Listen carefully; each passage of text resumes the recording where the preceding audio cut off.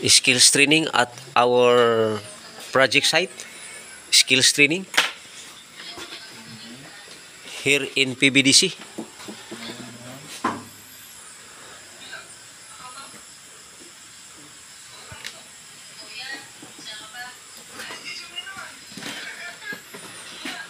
So we are ongoing study of building wiring connection.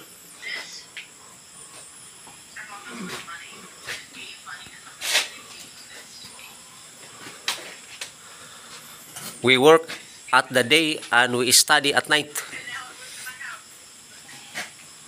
We work at the day and we study at night. Okay? No? So we are here in PBDC project site for skills training and upgrading. So first, we acquired in situ. Then after we acquired in situ, we proceed to in situ EIM, electrical installation and maintenance. Then after that, we proceed to NC3, industrial motor controls.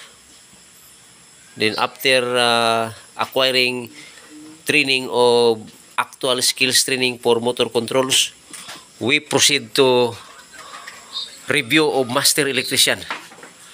So that is our objective. That is our journey. So we are here. We are here in our project site.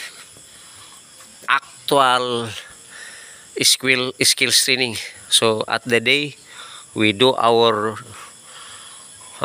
electrical here, wiring installation of electrical, and also IFDAS. Then after doing our duty from 7 o'clock to 4 o'clock, then we will go to skills training. We'll go to skills training. So nice kayo guys. Muna akong mga tirador someday become a registered master electrician. So our journey is to pass the board exam of registered master electrician. RME. Di basta-basta. Di mata basta-bas. Oh. Our skills training is already here in our project.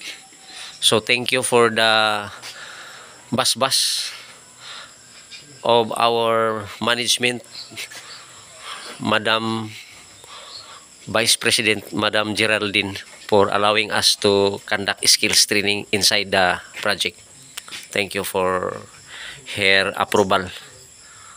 So nandito na ang trabaho namin, at saka nandito na ang skills training sa loob. So blessed be the name of the Lord now and forever, in Christ Jesus' name. For there is only one God and one mediator between God and men, the man is Christ Jesus. Amen. Amen and amen.